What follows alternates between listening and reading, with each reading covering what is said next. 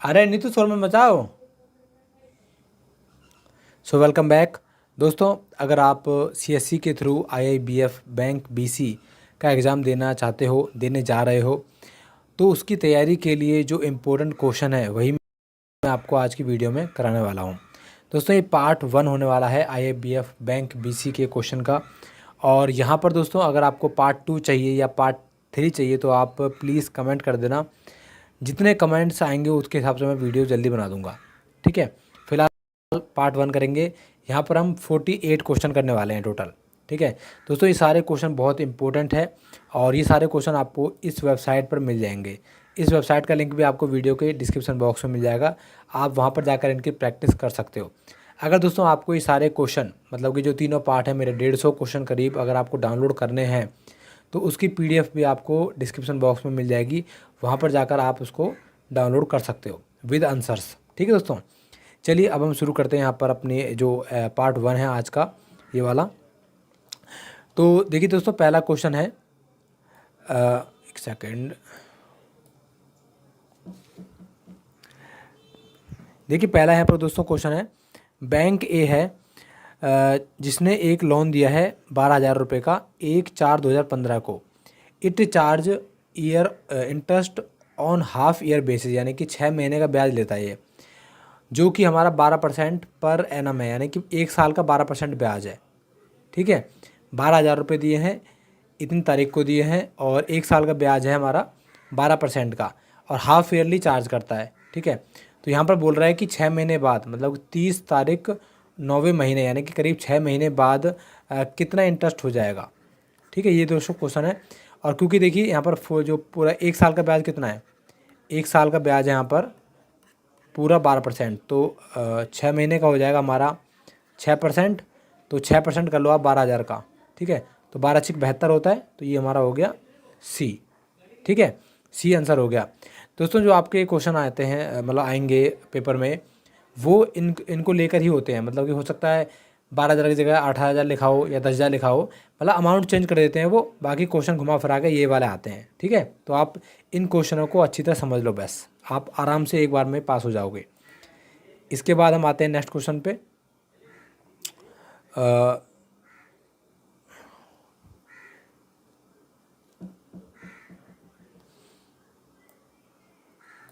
देखिए second question है, an account holder who is not only enable to physical present in bank but also not even able to put his her thumb impression on the check.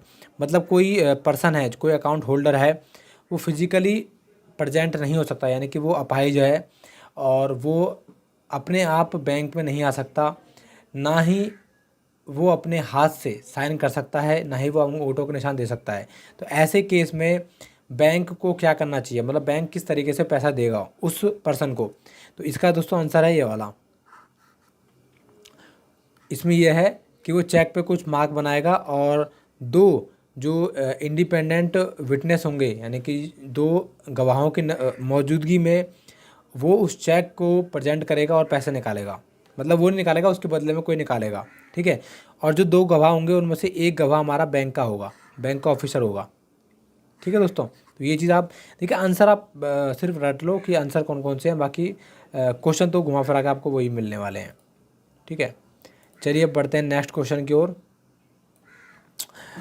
ये है दोस्तों हमारा, lender of the last resort to bank means, यानी कि जो bank को last में पैसा मिलता है उसको क्या कहा जाता है, कौन देता है पैसा।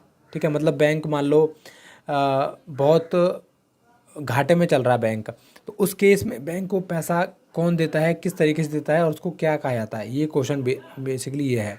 ठीक है, तो दोस्तों इसका आंसर है ये वाला B, liquidity support by RBI. मतलब आरबीआई देता है बैंक को टेम्परेरी बेसिस पे देता है रेपो रेट के हिसाब से।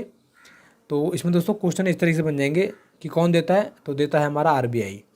ठीक है, आरबीआई देता है लिक्विडिटी सपोर्ट, यानी कि पैसे की कमी को पूरा करने के लिए सपोर्ट करता है, और देता किस हिसाब से है, temporary basis through repo rate के हिसाब से देता है।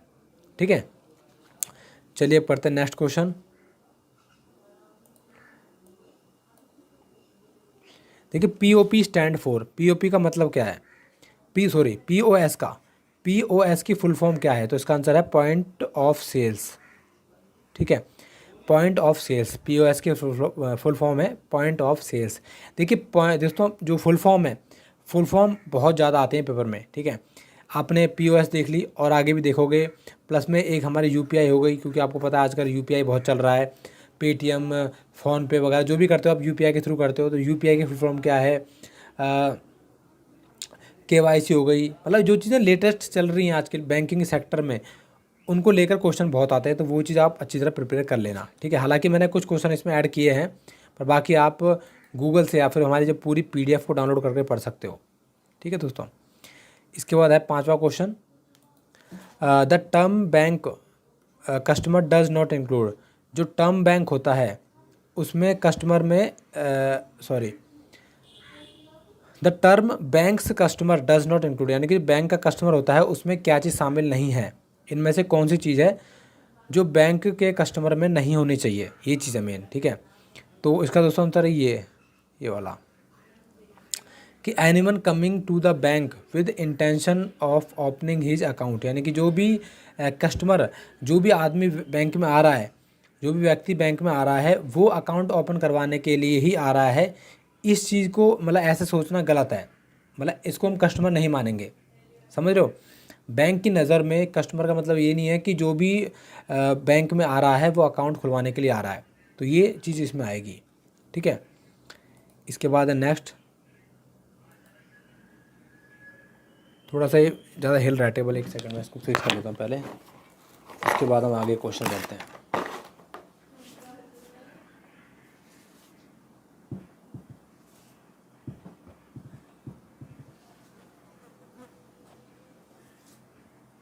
अब सही है। इसके बाद दोस्तों है नेक्स्ट क्वेश्चन हमारा, you have deposit 10,000 rupees in bank for 1 year, 1 साल के लिए आपने पैसा जमा किया। The rate of interest is 10% per annum, यानी कि 1 साल का ब्याज है हमारा 10% का। What aggregate amount you will get if the rate of interest is simple, मतलब दोस्तों आपको 1 साल बाद कितना पैसा मिलेगा, सिंपल सी बात ये है। तो 10,000 का 1% होता है हमारा 1,000 रुपये, और 10,000 में अगर 1,000 रुपये आप जोड़ोगे तो ये हो जाएगा 11,000 रुपये, तो इसका आंसर है 11,000 रुपये। ठीक है, सिंपल है। ठीक है दोस्तों, इसके बाद है नेक्स्ट क्वेश्चन,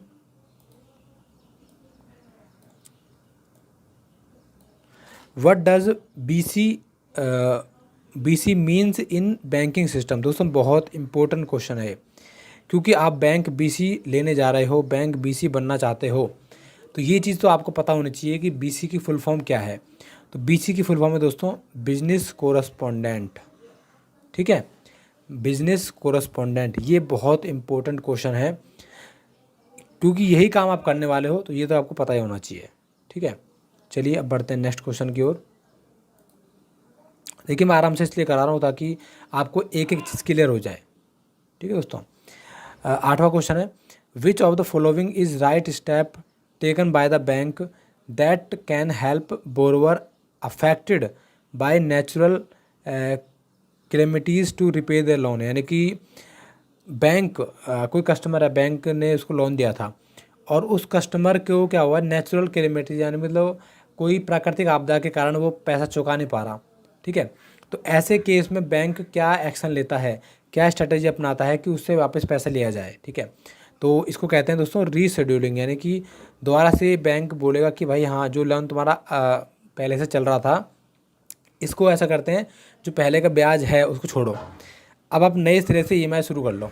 तो इस तरीके से वो रीशेड्यूल करेगा एग्जिस्टिंग लोन को, जो मतलब लेने के लिए। ठीक है, जो प्राकृतिक आपदा से जूझ रहे हैं उनके लिए बता रहा हूँ मैं। नेक्स्ट क्वेश्चन है, ठीक है, देखिए केवाईसी मीन्स फॉर, मैंने बताया था आपको कि फुल फॉर्म बहुत आती हैं, तो केवाईसी की फुल फॉर्म होती है हमारी नो यूर कस्टमर। ठीक है, नो यूर कस्टमर केवाईसी की फुल फॉर्म है। दोस्तों ये भी बहुत इंपॉर्टेंट है, वैसे सिंपल है पर इम्पोर्टेंट बहुत है, क्योंकि ये हर चीज़ में है आजकल। पीएम किसान लगा लो, बैंक लगा लो, आप वोटर कार्ड लगा लो, सब में केवाईसी होनी ही होनी है आपकी। तो ये बहुत इंपॉर्टेंट क्वेश्चन है एक तरह से। ठीक है, चलिए बढ़ते हैं नेक्स्ट क्वेश्चन की ओर। 10वां क्वेश्चन, विच इसके बाद नेक्स्ट क्वेश्चन है which of the following is not the correct way to handle complaint, यानी कि कंप्लेंट को हैंडल करने का सही तरीका इनमें से कौन सा नहीं है। तो ये वाला क्वेश्चन आएगा तो इसका आंसर होगा बाय गेटिंग इमोशनली। ठीक है, तो आप इमोशनली वर्ड जो इमोशनली लिखा हुआ है इसको ध्यान रख लेना, जहाँ पर इमोशनली लिखा हो उस पर ही क्लिक मार देना डायरेक्ट। ठीक है, इसके बाद आते हैं नेक्स्ट क्वेश्चन पे, विच one of the following is a maximum period of which overdraft is allowed under PMJDY। दोस्तों प्रधानमंत्री जन धन योजना के तहत आप मैक्सिमम कितने महीने तक ओवरड्राफ्ट कर सकते हो, यानी कि कितने महीने तक मैक्सिमम लोन ले सकते हो। तो इसका आंसर है आपका 36 महीने। ठीक है, तो ओवरड्राफ्ट का मतलब होता है कि आप लोन भर नहीं रहे हो, लोन पे लोन लिए जा रहे हो, इस टाइप का होता है। तो इसका 36 महीने का मैक्सिमम टाइम है। ठीक है, तो ये चीज़ आप देख लेना, जहाँ पर ओवरड्राफ्ट लिखा हो और PMJDY लिखा हो उसका आंसर होगा आपका 36 मंथ। ठीक है, इसके बाद है नेक्स्ट क्वेश्चन, ए पेमेंट बैंक इनमें से कौन सा काम करता है। जो ये 4 ऑप्शन दिए गए हैं इनमें से कौन सा काम पेमेंट बैंक करता है। देखिए पेमेंट बैंक क्या करता है, एक्सेप्ट करता है एनी टाइप ऑफ डिपॉजिट, मतलब कि किसी भी टाइप की पेमेंट ले लेता है वो। आप पेमेंट बैंक में किसी भी टाइप की पेमेंट रख सकते हो, पर उसमें आप 1 लाख रुपये से ज़्यादा रुपये नहीं रख सकते। ठीक है दोस्तों, पेमेंट बैंक आपका इंडिया पोस्ट पेमेंट बैंक हो गया, पेटीएम का जो वॉलेट होता है, फ़ोनपे का जो वॉलेट होता है वो हमारा पेमेंट बैंक होता है। तो उसमें आप किसी भी तरह की पेमेंट ले लो, पेमेंट तो आ जाती है, पर उसमें आप 1 लाख रुपये से ज़्यादा नहीं ले सकते हैं एक कस्टमर से। ठीक है दोस्तों, चलिए अब बढ़ते हैं नेक्स्ट क्वेश्चन की ओर। A bank can accept fix deposit maximum period of, यानी कि एक बैंक में आप फिक्स डिपॉजिट कितने साल के लिए करवा सकते हो, मैक्सिमम टाइम क्या है। तो इसका आंसर है 20 ईयर्स। 20 सालों के लिए आप मैक्सिमम फिक्स डिपॉजिट करवा सकते हो बैंक के अंदर। ठीक है, चलिए अब बढ़ते हैं नेक्स्ट क्वेश्चन की ओर। Which of the following statement related to the meaning of Aadhaar seeding. देखिए आधार सीडिंग का मतलब क्या होता है दोस्तों, आधार सीडिंग का मतलब होता है बैंक अकाउंट को आधार कार्ड से लिंक करना। ठीक है, तो ये होगा हमारा ये वाला, बैंक अकाउंट को आधार कार्ड से लिंक करना कहलाता है आधार सीडिंग। ठीक है, इसके बाद आते हैं नेक्स्ट क्वेश्चन पे। Recurring deposit is classified as, जो रिकरिंग डिपॉजिट होता है बैंक में आप RD करवाते हो जिसको हम RD भी कहते हैं, RD को क्या कहा जाता है, किस क्लास में रखा जाता है। तो इसका आंसर है हमारा टर्म डिपॉजिट, क्योंकि वो कुछ टाइम के लिए होता है। अगर आपने RD करवाई होती है तो उसमें आपको 1 साल 2 साल के लिए पैसा जमा करना पड़ता है, हर महीने फिक्स जमा करना पड़ता है। ठीक है, तो उसको कहते हैं RD, इसको टर्म डिपॉजिट के अंदर एक कैटेगराइज किया जाता है। ठीक है, इसके बाद आते हैं नेक्स्ट क्वेश्चन। देखिए फिक्स डिपॉजिट को क्लासिफाइड किया जाता है, इसको भी हम टर्म डिपॉजिट ही कहते हैं, फिक्स डिपॉजिट को भी टर्म डिपॉजिट कहते हैं। दोस्तों आप इन क्वेश्चन को रट लो, ये मत सोचो कि क्यों कहते हैं क्या हो गया, पर रट लो बस। 17वां क्वेश्चन है, dash is the price that someone page for the loan taken by the bank. देखिए अगर आप बैंक से लोन लेते हो और उसके बदले में जो पैसा देते हो आप, उसको कहा जाता है हमारा इंटरेस्ट। देखिए भाई, जो कीमत चुका रहे हो आप वो इंटरेस्ट चुका रहे हो ना, इंटरेस्ट आप एक्स्ट्रा दे रहे हो, एक्स्ट्रा चुका रहे हो, तो इंटरेस्ट आप कीमत के रूप में दे रहे हो लोन लेने के बदले में, तो इसको कहते हैं इंटरेस्ट। ठीक है, इसके बाद है नेक्स्ट क्वेश्चन,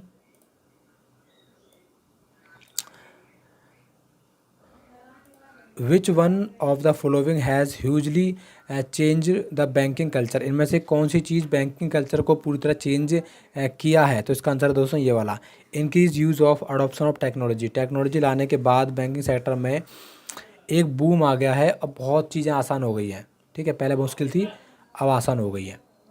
ठीक है, इसके बाद दोस्तों 19वां question, as per RBI guidelines के हिसाब से जो बैंक है उसको अपने एसेट्स को और लोन्स को किन 4 कैटेगरी में बांटना है। ठीक है, 4 कैटेगरी कौन सी है जिसमें बैंक अपनी एसेट्स को लोन्स को कैटेगराइज करता है, बांटता है RBI के हिसाब से। तो इसका आंसर दोस्तों ये वाला, स्टैंडर्ड पहले नंबर पे आएगा, नॉन परफॉर्मिंग दूसरे नंबर पे आएगा, डाउटफुल तीसरे नंबर पे आएगा और चौथा आएगा आपका लॉस। ठीक है, पहला स्टैंडर्ड का मतलब हो गया जो ओके चीज़ें हैं, जो ओके एसेट्स हैं, ओके लोन्स हैं, यानी कि जिसको लोन दे रखा है वो पैसा टाइमली भर रहा है, तो वो आएगा हमारा स्टैंडर्ड में। नॉन परफॉर्मिंग वो चीज़ आएंगी जो काम नहीं कर रही हैं, लोन नहीं चुका पा रहे हैं, या कोई चीज़ ख़राब हो गई है, वो किसी काम की नहीं बची है, तो आएगा नॉन परफॉर्मिंग में। डाउटफुल में आएगा कि डाउट है भैया पैसा वापस आएगा या नहीं आएगा, ये चीज़ बिकेगी या नहीं बिकेगी, तो वो डाउटफुल में आएगा। और चौथा आएगा लॉस में कि भैया ये पैसा तो अब डूब गया, ये चीज़ तो अब ख़राब ही होगी, ये इसका ये बिक भी नहीं सकती, कुछ नहीं होगा इसका, तो ये लॉस में हो गया। ठीक है, तो ये चीज़ आप देख लेना।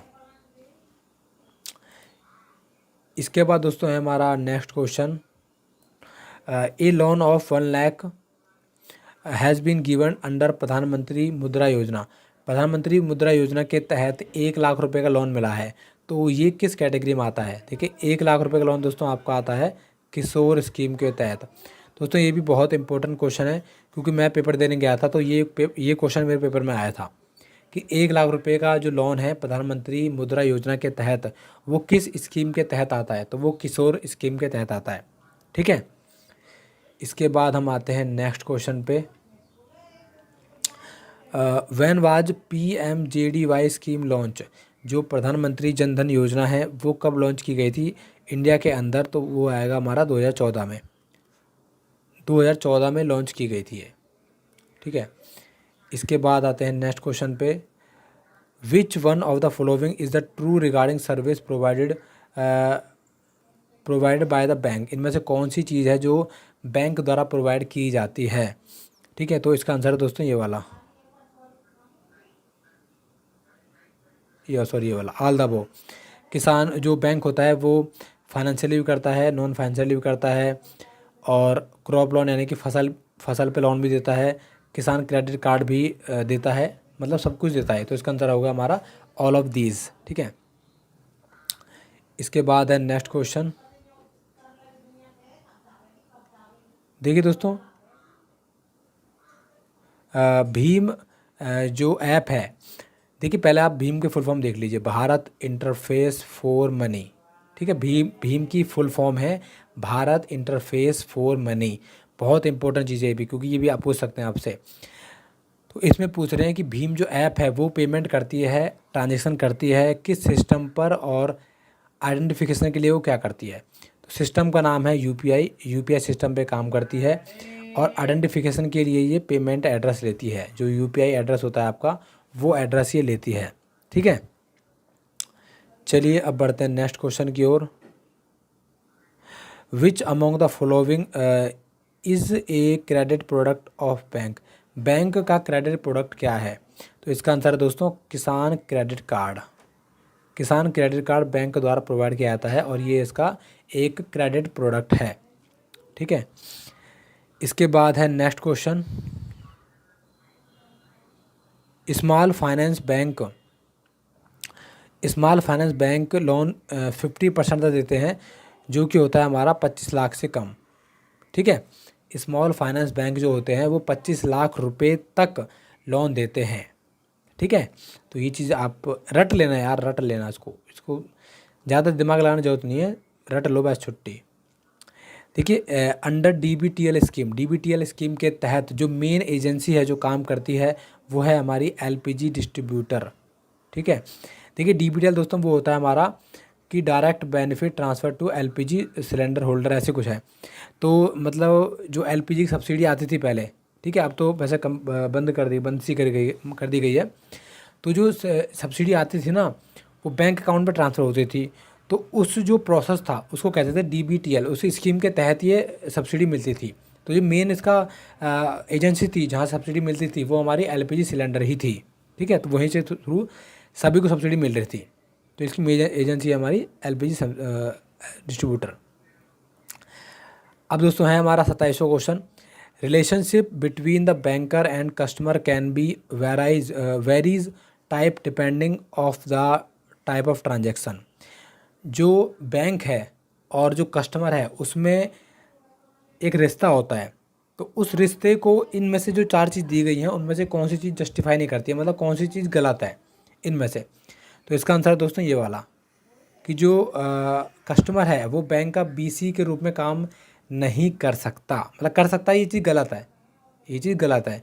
क्योंकि दोस्तों जब हम कस्टमर की बात कर रहे हैं तो हम बीसी की बात नहीं कर रहे, क्योंकि बीसी का मतलब तो आप बिज़नेस को बढ़ा रहे हो ना, तो वो चीज़ अलग हो गई। बेशक आपका अकाउंट उसी में खुलता है, वो अलग चीज़ है, पर आप कस्टमर नहीं हो बैंक के, आप एक बिज़नेस कोरस्पॉन्डेंस और बिज़नेस को बढ़ा रहे हो, बैंक की सहायता कर रहे हो, तो वो अलग चीज़ है, ठीक है। इसके बाद दोस्तों हम आते हैं नेक्स्ट क्वेश्चन पे, और मैं बार बार बोल रहा हूँ आपको कि क्वेश्चन रट लो बस। Which of the following account is eligible to open under PMJDY? Pradhan Mantri Jan Dhan योजना के तहत कौन सा अकाउंट खोला जाता है? तो इसका आंसर भी है ऑल ऑफ दीज। सभी टाइप के अकाउंट खोले जाते हैं, चाहे आप एक अनपढ़ व्यक्ति हो, चाहे आपको जॉइंट अकाउंट खुलवाना हो, चाहे आपको अकेला अकाउंट खुलवाना हो, सभी टाइप के अकाउंट खुलते हैं प्रधानमंत्री जनधन योजना के तहत, ठीक है। यहाँ पर देखिए करंट अकाउंट नहीं लिखा हुआ। इन केस अगर आपके पास ये क्वेश्चन आता है और वहाँ पर करंट अकाउंट लिखा हुआ है, तो वहाँ पर लिखा हुआ है कि कौन सा अकाउंट नहीं खुलेगा, तो करंट अकाउंट पर क्लिक कर देना, ठीक है। क्वेश्चन थोड़े से देखिए, रटने के साथ थोड़ा दिमाग भी लगाना है, ऐसा नहीं सीधा रट लेना है बस, ऐसा नहीं करना। नेक्स्ट क्वेश्चन है द प्राइस ऑफ इंश्योरेंस। देखिए इंश्योरेंस का प्राइस क्या होता है? प्रीमियम। आपने सुना भी होगा, जो लोग इंश्योरेंस करवाते हैं या इंश्योरेंस आपने करवा रखा है तो आप प्रीमियम भरते हो, इंटरेस्ट नहीं भरते, आप प्रीमियम भरते हो, तो उसको कहते हैं प्रीमियम इंश्योरेंस की लाइन में, ठीक है। इसके बाद है नेक्स्ट क्वेश्चन, ये रहा। प्रधानमंत्री जनधन योजना फोकस करती है किस चीज़ पे? तो इसका आंसर है ऑल हाउस होल्ड्स पे। आर हाउस होल्ड यानी कि जो घर में बैठ के काम करना चाहते हैं, घर पर घरेलू काम को बढ़ावा देना चाहते हैं, अपना काम खोलना चाहते हैं, प्रधानमंत्री जनधन योजना के तहत उन चीज़ों को फोकस किया जाता है, ठीक है। बेसिकली गांव में, ठीक है दोस्तों, तो ये चीज़ आप याद रख लेना। 31वां क्वेश्चन है which one of the following is must for getting the benefit of subsidy under DBTL? DBTL के तहत इनमें से कौन सी चीज़ आपके पास होनी चाहिए, कंपलसरी है सब्सिडी लेने के लिए? तो आपको पता है बैंक अकाउंट होना चाहिए कंपलसरी। भाई बैंक अकाउंट के बिना सब्सिडी मिलेगी नहीं, तो बैंक अकाउंट कंपलसरी है, ठीक है। 32वां क्वेश्चन है ये स्टैंडर्ड एसेट्स। मैंने आपको बताया था जो स्टैंडर्ड एसेट्स होती हैं उसका मतलब ये होता है कि वो काम कर रही हैं, बिल्कुल ओके रूप में काम कर रही हैं, तो इसका आंसर आएगा हमारा not a non performing assets. मतलब जो नॉन परफॉर्मिंग एसेट्स नहीं हैं, जो परफॉर्म कर रही हैं, उसी को कहते हैं स्टैंडर्ड एसेट्स, ठीक है।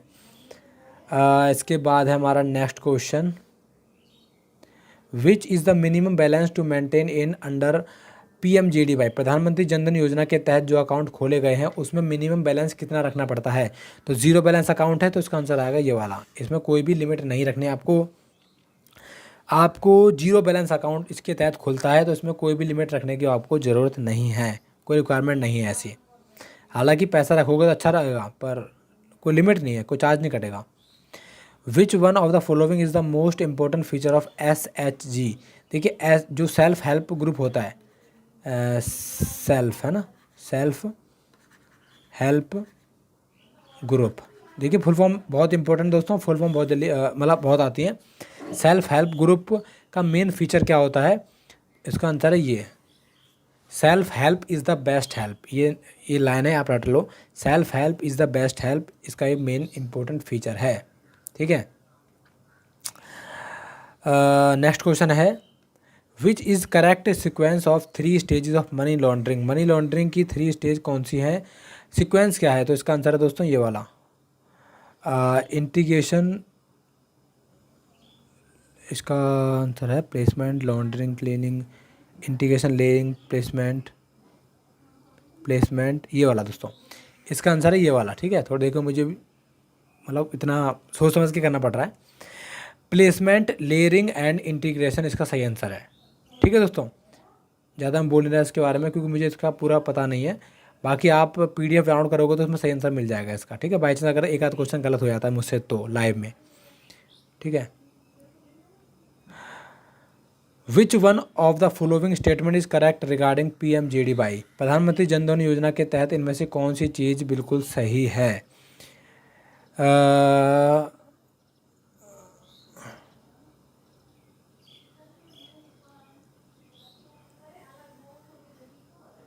Which one of the following statement correct regarding bank account opened in single name only? Bank account can be opened with minimum deposit only. दोस्तों ये क्वेश्चन थोड़ा गलत हो गया मुझसे। इसका जो क्वेश्चन था वो ये था, विच one of the following statement is not correct. इसमें नॉट आएगा, ठीक है, मतलब कौन सी चीज़ इसमें सही नहीं है, ठीक है। तो इसका आंसर है ये वाला कि बैंक अकाउंट आप बैंक ब्रांच से बाहर खुलवा सकते हो, ये इसका सही आंसर था, ठीक है। क्योंकि आपको पता है प्रधानमंत्री जन धन योजना के तहत आप अकाउंट सिर्फ बैंक में जाकर ही खुलवा सकते हो, आप आउटसाइड नहीं खुलवा सकते। तो इसका सही आंसर यही था। क्वेश्चन ये था कि प्रधानमंत्री जन धन योजना के तहत इनमें से कौन सी लाइन गलत है, ठीक। तो ये गलत थी, बाकी सब सही हैं, बाकी ये सब चीज़ सही है, ठीक है। तो ये थोड़ी मिस प्रिंटिंग हो गई मुझसे एक तरह से। नेक्स्ट क्वेश्चन दोस्तों, the accident cover under PMSBY प्रधानमंत्री सुरक्षा बीमा योजना के तहत कितने टाइम तक यहाँ पर इंश्योरेंस कवर किया जाता है। तो इसका है हमारा 70 ईयर, 70 साल की उम्र तक इंश्योरेंस कवर किया जाता है प्रधानमंत्री सुरक्षा बीमा योजना के तहत। फुल फॉर्म भी आपको पता होना चाहिए, ये भी पता होना चाहिए, ठीक है। 70 साल तक मैक्सिमम कवर यहाँ पर किया जाता है। नेक्स्ट क्वेश्चन है दोस्तों, विच one of the following debit card is issued through bank account open under PMJDY Pradhan Mantri Jan Dhan योजना के तहत किस प्रकार का डेबिट कार्ड इशू किया जाता है बैंक के द्वारा। तो इसका आंसर आएगा रुपए कार्ड, क्योंकि दोस्तों रुपए कार्ड हमारा भारत का कार्ड है, भारत का कार्ड है हमारा रुपए कार्ड, तो ये हमारा रुपए कार्ड इसका आंसर आएगा, ठीक है। नेक्स्ट क्वेश्चन है इसके बाद हमारा हीरा, which one of the following is not consider to be soft skill, इनमें से कौन सी चीज़ सॉफ्ट स्किल नहीं है। तो इसका आंसर है अकेडमिक स्किल। अकेडमिक स्किल एक सॉफ्ट स्किल नहीं है, ठीक है। चलो next question, PMJDY full form क्या है। देखो मैं बोल रहा हूँ आपको, फुल फॉर्म आएगी प्रधानमंत्री जन धन योजना, इसकी फुल फॉर्म है। सिंपल है पर इम्पोर्टेंट है। देखिए सिंपल चीज़ ये आती है, बहुत लोग क्या सोचते हैं कि यार मुश्किल चीज़ आती है, मुश्किल चीज़ नहीं आती दोस्तों। सिंपल चीज़ ही पेपर में आती है हमेशा, चाहे किसी भी चीज़ का पेपर हो। सिंपल चीज़ आपको बिल्कुल क्लियर होनी चाहिए, ठीक है। Micro ATM is basically A biometric hand held device enabled with authentication. Authentication इसमें शामिल होता है। आप आधार कार्ड से पैसे निकालते हो तो वहाँ पर अंगूठा लगाते हो ना, तो वही ऑथेंटिकेशन होता है। तो ये चीज़ इसमें शामिल होती है, इसके बिना काम नहीं चलेगा इसका, ठीक है। इसके बाद दोस्तों है the repayment of loans depend on, जो लोन की रीपेमेंट होती है वो किस पे डिपेंड करती है। तो इसका आंसर है दोस्तों बोरवर इनकम जनरेशन ओनली, जो लोन लेने वाला है उसकी कितनी इनकम जनरेट हो रही है उस पर डिपेंड करती है मेनली, ठीक है। देखिए बहुत लोग इसका आंसर ये लिखेंगे, पर ये इसका आंसर नहीं है, इसका आंसर ये वाला है, ठीक है।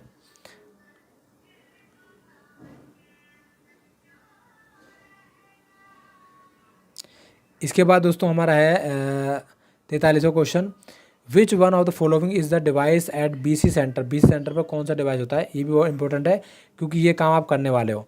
तो इसका आंसर आएगा पोस्ट मशीन। पोस्ट मशीन होती है BC सेंटर पर पैसे वैसे निकालने के लिए, ठीक है। Which one of the following facility is being extended to people under DBTL scheme. देखिए इसकी फुल फॉर्म पूछ ली इन्होंने, फुल फॉर्म मैंने बताई थी आपको, यहाँ पर आएगा डायरेक्ट बेनिफिट ट्रांसफ़र, ये रहा direct benefit transfer two of LPG subsidy, ये इसका आंसर है, ठीक है। फुल फॉर्म दोस्तों बहुत आएंगी इसकी, आप टेंशन मत लो, फुल फॉर्म बहुत आएंगी, जितनी मर्जी हो सके फुल फॉर्म बनाओ, याद रख लो मतलब। नेक्स्ट क्वेश्चन है हमारा, विच of the following statement is not true in respect of near field communication mobile. Near field communication mobile में इनमें से कौन सी चीज़ सही नहीं है, ठीक है। इसका दोस्तों आंसर है हमारा ये वाला, डिपॉजिट और withdrawal can be carried out offline, यानी कि पैसे निकालना और पैसे जमा करना ऑफलाइन कर सकते हो, ये चीज़ गलत है, आप ऑफलाइन ये काम नहीं कर सकते, ठीक है।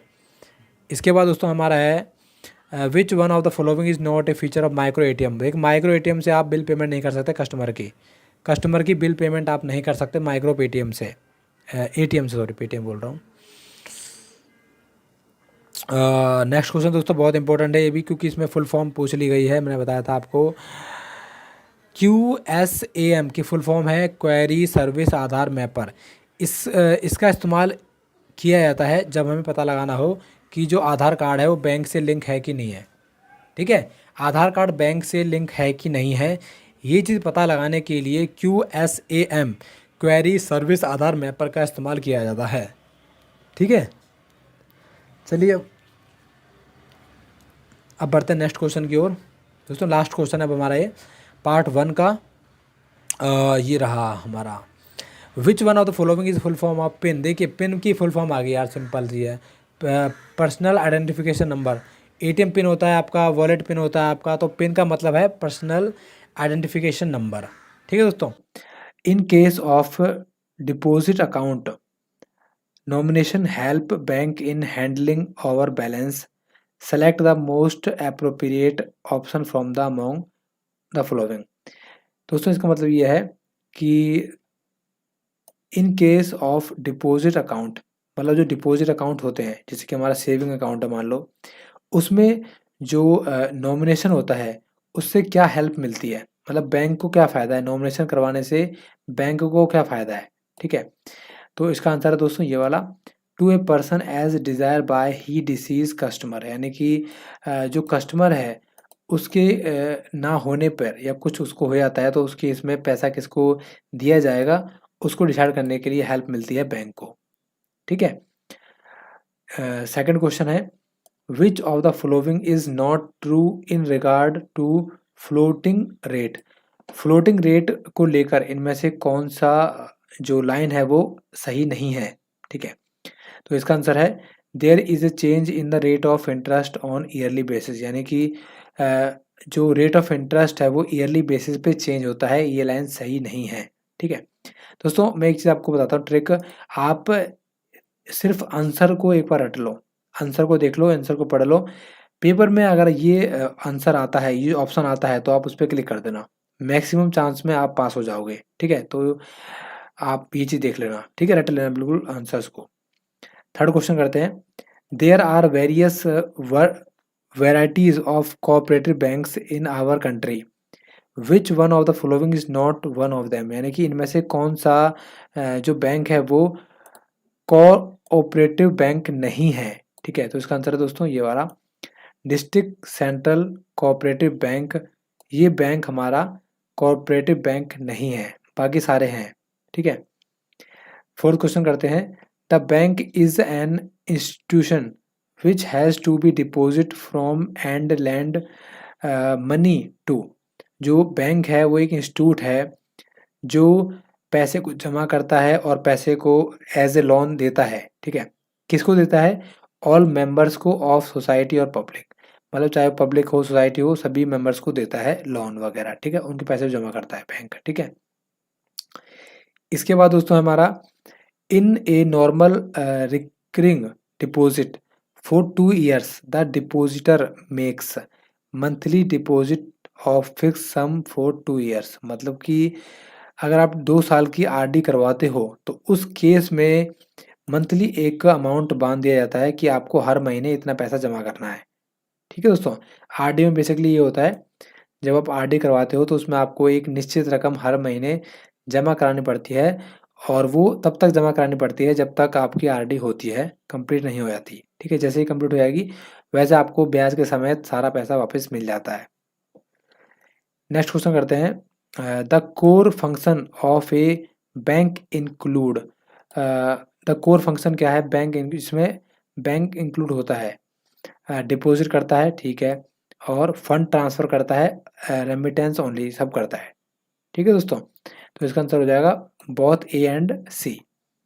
नेक्स्ट क्वेश्चन है, which of the following is not associate with the IT enabled financial inclusion through banking correspondence, इनमें से कौन सी चीज़ एसोसिएट नहीं करती है IT के साथ में और financial inclusion through banking correspondence में।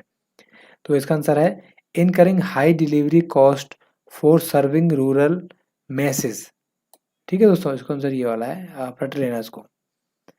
इसके बाद है next, whether the bank of account open अंदर PMJDY, प्रधानमंत्री जनधन योजना के तहत एक अकाउंट खोला गया है। ठीक है, can be transfer to any branch of the bank as per the request of the account holder, मतलब कि अगर किसी ने प्रधानमंत्री जन धन योजना के तहत अकाउंट खुलवाया है और वो कस्टमर चाहता है कि उसका जो अकाउंट है, उसकी जो ब्रांच है वो ट्रांसफ़र हो जाए और किसी अनदर ब्रांच में उसका अकाउंट ट्रांसफ़र कर दी जाए, ठीक है। तो इसका आंसर दोस्तों ये है, yes it can be transferred to any branch. वो किसी भी ब्रांच में, मतलब बैंक की किसी भी ब्रांच में ट्रांसफ़र करवा सकता है, चाहे वो सिटी के अंदर हो, चाहे वो स्टेट के अंदर हो, ठीक है। इसका आंसर ये है, बहुत इंपॉर्टेंट क्वेश्चन है दोस्तों ये। इसके बाद है हमारा ये SSA स्टैंड्स फॉर। जो SSA होता है, इसकी फुल फॉर्म क्या होती है? देखिए, मैं आपको शुरू से बोलता आ रहा हूँ पार्ट 1 से कि फुल फॉर्म बहुत ज़रूरी है, तो फुल फॉर्म आप रट लो, बिल्कुल फुल फॉर्म लिख के रख लो कहीं पे। SSA स्टैंड फॉर, इसका आंसर है सब सर्विस एरिया। SSA का मतलब है सब सर्विस एरिया, ठीक है दोस्तों। हाँ, इसके बाद करते हैं नेक्स्ट क्वेश्चन। ये रहा, unstructured supplementary service data USSD solution will work. ये कब काम करता है? तो ये काम करता है *99#, ठीक है। *99# आपको डायल करना पड़ता है USSD के लिए। इसमें से दोस्तों एक क्वेश्चन और निकल सकता है कि USSD की फुल फॉर्म क्या है, ठीक है। तो इसका फुल फॉर्म है अनस्ट्रक्चर्ड सप्लीमेंट्री सर्विस डाटा, ठीक है। दोस्तों, आपने अगर मोबाइल में खुद डायल करके देख लेना आप, *99#, आपको पता चल जाएगा क्या होता है ये, ठीक है। इसके बाद है next, current accounts and saving accounts are also known as. मतलब करंट अकाउंट और सेविंग अकाउंट को क्या कहा जाता है? इन दोनों को कहा जाता है डिमांड डिपॉजिट्स, ठीक है। करंट अकाउंट और सेविंग अकाउंट दोनों को डिमांड डिपॉजिट्स भी कहा जाता है। दोस्तों, ये भी बहुत इंपॉर्टेंट क्वेश्चन है। नेक्स्ट क्वेश्चन आते हैं, that person who does not have any of the officially valid documents can open small account with bank where balance is account not more than dash at any point of the time। दोस्तों, इसका मतलब ये है, अगर किसी के पास officially ID नहीं है और उसको एक स्मॉल अकाउंट खुलवाना है, तो उस केस में वो कितने बैलेंस तक अकाउंट खुलवा सकता है? तो इसका आंसर है 50,000 रुपये। मतलब 50,000 रुपये तक वो अकाउंट में रख सकता है और इस टाइप का अकाउंट वो खुलवा सकता है, ठीक है। इसके बाद है next, what is the amount of life insurance cover available to account holder under PMJDY। मतलब प्रधानमंत्री जन धन योजना के तहत जो लाइफ इंश्योरेंस अवेलेबल है, उसकी अमाउंट क्या है? उसका अमाउंट क्या है? उसका अमाउंट है दोस्तों 30,000 रुपये, ठीक है। 30,000 रुपये उसका अमाउंट है। इसके बाद है हमारा next question, which of the following person can not act as a banking correspondence. इनमें से कौन सा पर्सन बैंकिंग कॉरेस्पॉन्डेंस के रूप में काम नहीं कर सकता? मतलब अगर आप बैंक BC लेना चाहते हो और आप अगर अभी गवर्नमेंट एम्प्लॉय हो, तो उस केस में आपको बैंक BC नहीं मिलेगी, ठीक है। अगर आप एक गवर्नमेंट एम्प्लॉय हो, सरकारी नौकरी आपकी लगी पड़ी है और आप बोल रहे हो कि मुझे बैंक BC दे दी जाए, मैं दुकान खोलूँगा, तो उस केस में वो काम नहीं करेगा, आपको बैंक BC नहीं मिल पाएगी, ठीक है। इसके बाद है, which one of the following is true in regard to fix deposit receipts. इनमें से कौन सी चीज़ सही है फिक्स डिपॉजिट को लेकर, ठीक है। तो इसका आंसर है it is payable at the branch of issue. बिल्कुल सही बात है। फिक्स डिपॉजिट की जो रिसिप्ट है वो सिर्फ जहाँ पर आपने अकाउंट खुलवाया है, it is payable at the branch, उसी ब्रांच में ये एप्लीकेबल है जहाँ से इशू की गई है, ठीक है। SBI, देखिए SBI क्या है? SBI है पब्लिक सेक्टर बैंक, ठीक है दोस्तों। SBI है public sector bank. Important question है ये भी। If the present address is different that of a printed on Aadhaar card, then. दोस्तों, क्वेश्चन ये है कि अगर आधार कार्ड में जो एड्रेस है वो उस जगह का नहीं है जहाँ पर जो कस्टमर है वो अकाउंट खुलवाने गया है। जैसे कि मेरे केस में मान लो, मैं रहता हूँ फरीदाबाद में और फरीदाबाद की ब्रांच में मैं जाता हूँ और वहाँ पर मैं अपना आधार कार्ड देता हूँ, पर मेरे आधार कार्ड पे कहीं और का एड्रेस लिखा हुआ है। तो उस केस में दोस्तों मेरा अकाउंट खुलेगा या नहीं खुलेगा, वही क्वेश्चन है, ठीक है। तो इसका आंसर है the account can still be open under PMJDY, Pradhan Mantri Jan Dhan योजना के तहत अकाउंट खोल दिया जाएगा on the basis of self certified of current address, मतलब आपको एक तरह से मान लो एफिडेविट देना पड़ेगा करंट एड्रेस का, उसके बिहाफ पर आपका जो अकाउंट है वो खोल दिया जाएगा प्रधानमंत्री जनधन योजना के तहत, ठीक है। इसके बाद नेक्स्ट क्वेश्चन, BPL की फुल फॉर्म क्या है? दोस्तों बहुत कॉमन चीज है ये, बिलो पॉवर्टी लाइंस, ठीक है, BPL below poverty lines. Next question, which one of the following deposit earn the maximum amount of interest to the depositor for 1 year, ठीक है।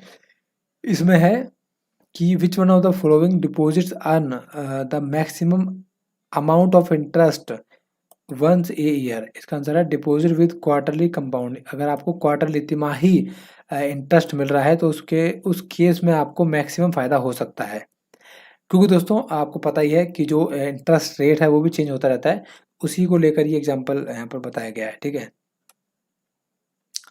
इसके बाद है dos and don't for BC include, इनमें से कौन सी चीज़ BC जो BC लेगा उसे नहीं करनी चाहिए या फिर करनी चाहिए? तो इसका आंसर दोस्तों ऑल ऑफ दिस, मतलब ये सारी चीज़ आपको करनी पड़ेगी, आप इसको पढ़ लेना एक बार, ठीक है। इसके बाद है which one of the following is an improvement under PMJDY for using mobile banking, इनमें से कौन सी चीज़ इम्प्रूवमेंट होनी चाहिए उस चीज़ में, ताकि मतलब प्रधानमंत्री जनधन योजना के तहत जो अकाउंट खोला गया है उसमें किस चीज़ की इम्प्रूवमेंट होनी चाहिए, ये क्वेश्चन है। तो इसका आंसर दोस्तों customer can avail mobile banking service through a normal phone, मतलब एक नॉर्मल फ़ोन से भी जो कस्टमर है वो मोबाइल बैंकिंग कर सके, ये चीज़ होनी चाहिए, तब मज़ा आएगा, ठीक है। इसके बाद है under BFBC model KYC compliance is the sole responsibility of, KYC करना किसकी रिस्पॉन्सिबिलिटी है? तो ये रिस्पॉन्सिबिलिटी है बैंक की ब्रांच की रिस्पॉन्सिबिलिटी है, ठीक है। इसके बाद है farmer clubs are informal forms at grass roots organise by a district level authorities, जो फार्मर क्लब होते हैं वो किस लेवल पर ऑर्गेनाइज किए जाते हैं? तो वो है हमारा, क्योंकि फार्मर आ रहा है तो यहाँ पर आएगा रूरल ब्रांचेस ऑफ बैंक्स, ठीक है। इसके बाद है which one of the following statement is correct regarding business correspondent, इनमें से कौन सी बात सही है BC को लेकर? तो इसका आंसर है दोस्तों people can open account and can make withdrawal from BC point, यानी कि जो पीपल हैं, जो कस्टमर है वो अकाउंट खुलवा सकते हैं और किसी भी BC पॉइंट से वो पैसा भी निकाल सकते हैं, ठीक है। इसके बाद है guidelines on KYC norms are issued by, जो KYC को लेकर गाइडलाइंस इशू की जाती हैं वो किसके द्वारा इशू की जाती हैं? तो इसका आंसर है RBI, reserve bank of India के द्वारा ही ये चीज़ें इशू की जाती हैं। इसके बाद दोस्तों non performing assets means a loan और an advance where, non performing assets का मतलब क्या होता है? मैंने आपको बताया था पार्ट 1 में, जो काम नहीं करती। देखिए interest and instalment or of principal remains overdue for a period more than 90 days, यानी कि 3 महीने हो गए हैं और ना तो ब्याज आ रहा है ना ही मूल आ रहा है, मतलब पैसा नहीं आ पा रहा, कस्टमर पैसा नहीं दे रहा, EMI नहीं चुका रहा, तो उस केस में उसे नॉन परफॉर्मिंग एसेट्स या फिर लोन्स कहा जाएगा, ठीक है। इसके बाद है 27th, which of the following are the main reason for customer complain, customer जो कंप्लेन करता है उसका मेन रीजन क्या है? इसका आंसर दोस्तों है ये वाला 1 2 3 तीनों, मतलब स्टाफ के बिहेवियर पर, एटीट्यूड पर कंप्लेन कर सकता है, यूज़ ऑफ इम्प्रॉपर टेक्नोलॉजी पर कंप्लेन कर सकता है, और हाई बैंक चार्जेस या इंटरेस्ट होता है तो कंप्लेन कर सकता है। ये 3 चीज़ों पे कंप्लेन कर सकता है वो, ठीक है। इसके बाद है which one of the following is correct regarding the security for the overdraft facility under PMJDY, इसमें कोई सिक्योरिटी जमा करनी पड़ती है क्या किसी को? तो नहीं करनी पड़ती, नो सिक्योरिटी, कोई सिक्योरिटी नहीं जमा करनी पड़ती। इसके बाद है in banking transaction a customer is generally recognise by his her signature on record with the bank, banking transaction में जो कस्टमर है उसकी पहचान सिर्फ सिग्नेचर के बेस पर ही होती है। अगर वो अंगूठा लगाता है तो अंगूठे के बेस पर ही होती है वो, समझ रहे हो? आपके नाम से मतलब नहीं है, आपके साइन से मतलब है। इसके बाद है which of the following can be valid reason for complain under the banking ombudsman scheme. Valid reason क्या है कंप्लेन करने का? तो इसका आंसर है दोस्तों delay in sanction of distribution of due to internal reason. अगर किसी वजह से कोई कमी होती है तो उस केस में ये कोई कस्टमर शिकायत कर सकता है, बिल्कुल ठीक है। इसके बाद है bank use as feasible and viable method of outreach in remote and under unbanked centre में। मतलब कि जहाँ पर लोकल एरियाज़ हैं, जहाँ पर बैंक ब्रांच नहीं है, तो उन केसों उन जगहों पर बैंक किस तरीके से काम करता है, तो बैंक सहायता लेता है इसमें कोऑपरेटिव सोसाइटीज़ की। जो कोऑपरेटिव सोसाइटीज़ होती है उनकी हेल्प लेता है अपना ये काम करने के लिए उन जगहों पर जहाँ पर फैसिलिटी अभी अवेलेबल नहीं है, ठीक है। इसके बाद है प्रधानमंत्री सुरक्षा बीमा योजना इज़ अवेलेबल टू। प्रधानमंत्री सुरक्षा बीमा योजना कहाँ पर अवेलेबल है, कहाँ पर आप करवा सकते हो? तो ये ऑल इंडिविजुअल आना चाहिए, यहाँ पे गलत लिख गया, कोई बात नहीं, कर लूँगा मैं। और individual bank account holder in the age of 18-70, मतलब जिनकी एज 18 से लेकर 70 साल तक है, वो सभी अकाउंट होल्डर के लिए प्रधानमंत्री सुरक्षा बीमा योजना अवेलेबल है, ठीक है दोस्तों। इसके बाद है यूअर कस्टमर हैज़ डिपॉजिट 20,000 रुपये। दोस्तों ये बहुत इंपॉर्टेंट है क्योंकि मेरे पेपर में ये क्वेश्चन आया था, ठीक है। तो ये अमाउंट आप बेशक चेंज कर लो ना, पर इसका जो तरीका है वो समझ लो बस। यूअर कस्टमर हैज़ डिपॉजिट 20,000 रुपये जमा किया उसने 1 साल के लिए 6% ब्याज पे, ठीक है। मंथली कंपाउंड होता है which is invested in the account what would maturity amount for the deposit. उसका अंतर होगा दोस्तों 21,234 रुपये, ठीक है। मंथली डिपॉजिट चल रहा है यहाँ पर, मंथली के हिसाब से 6% अगर आप पर एनम का लगाओगे, मतलब हर महीने का लेके, तो यहाँ पर आपको 21,234 रुपये हो जाएगा इसका, ठीक है। तो ये चीज़ आप रट लो, इसको तो रट ही लो, 21,234 आंसर है इसका, ठीक है। एटीएम की फुल फॉर्म भाई, एटीएम की फुल फॉर्म है automated teller machine. Automated teller machine बहुत कॉमन है और इम्पोर्टेंट भी है। Which one of the following statement describe the basic function of bank. इनमें से कौन सी बात बताती है कि बैंक की बेसिक फंक्शन को दिखाती है? तो इसका आंसर है to accept money in the platform of deposit and lend it for the legitimated business purpose. मतलब कि लोगों से पैसा जमा भी करती है और लोगों को पैसा देती भी है। ये दोनों काम बेसिकली बैंक करता है, ठीक है। इसके बाद दोस्तों है नेक्स्ट क्वेश्चन, ये बहुत इंपॉर्टेंट है। ब्राउन लेबल एटीएम क्या होते हैं? देखिए ब्राउन लेबल एटीएम्स आर क्या होते हैं? ब्राउन लेबल एटीएम, तो इसका आंसर है those where the operation are outsource a third party. Third party से मतलब थर्ड पार्टी से बाहर की चीज़ें हैं, वो जो ऑपरेशन है उनका वो थर्ड पार्टी को दे रखा है, तो वो हो गया हमारे ब्राउन लेबल एटीएम, ठीक है दोस्तों। ब्राउन लेबल एटीएम होते हैं जो थर्ड पार्टी के द्वारा चलाए जाते हैं, ब्राउन लेबल एटीएम कहते हैं उनको, ठीक है। इसके बाद है a loan of rate 1 lakh rupees has been granted to a farmer under Kisan credit card, the bank will hypothecate the crops.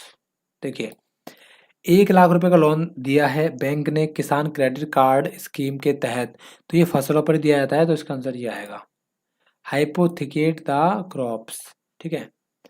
KCC means for Kisan credit card, अभी हमने ऊपर पढ़ा था किसान क्रेडिट कार्ड। देखिए फुल फॉर्म दोस्तों बहुत इंपॉर्टेंट है, ठीक है। Which of the following is not a directly benefit of linking of Aadhaar to the bank account of the customer. मतलब कि आधार कार्ड को बैंक अकाउंट से लिंक करने का फायदा क्या नहीं है?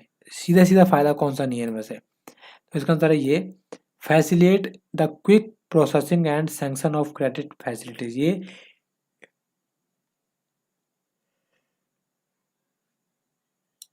ये फायदा नहीं है इसका, ठीक है।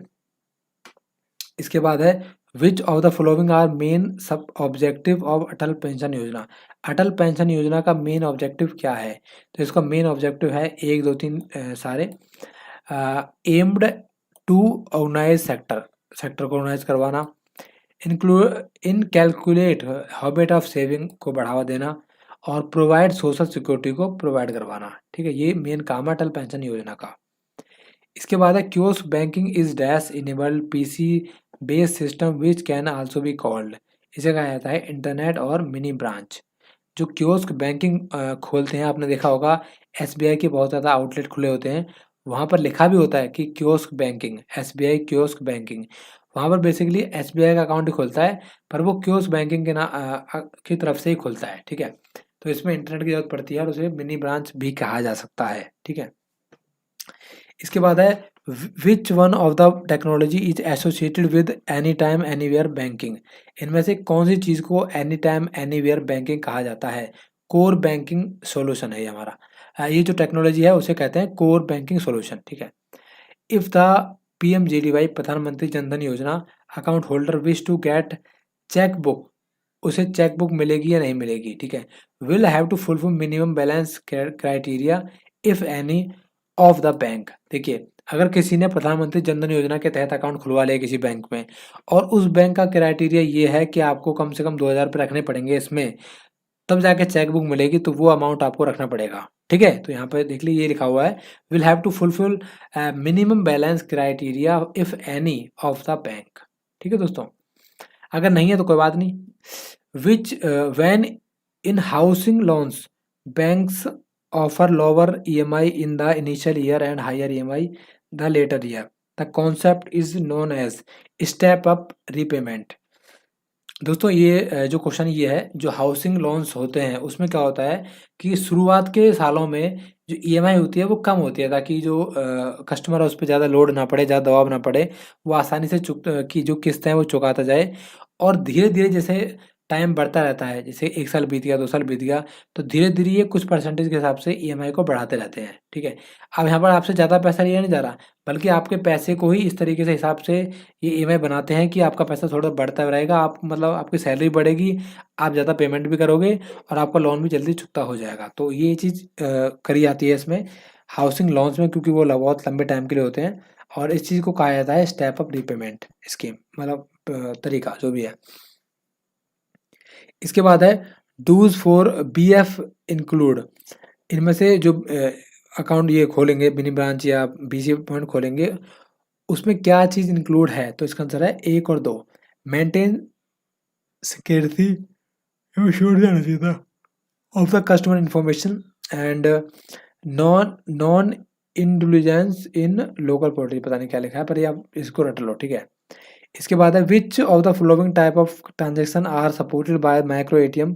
बीसी में से कौन सी चीज़ ट्रांजेक्शन सपोर्ट करती है? डिपॉजिट करती है, बिल्कुल निकाल भी सकते हो, फंड ट्रांसफर भी कर सकते हो, बैलेंस इंक्वायरी भी कर सकते हो आप नॉर्मली बीसी पॉइंट पे, बीसी एटीएम के माध्यम से। ठीक है, जो आप मशीन मिलेगी उसके माध्यम से। ठीक है, इसके बाद है which of the following is an important feature of A saving bank deposit account in bank. मतलब सेविंग अकाउंट का, सेविंग बैंक अकाउंट होता है उसका एक इम्पोर्टेंट फीचर कौन सा है इसमें? इसका सब कुछ है, कन्वेंस भी है, इजी टू विड्रॉल भी है और नॉमिनेशन फैसिलिटी भी मिलती है आपको।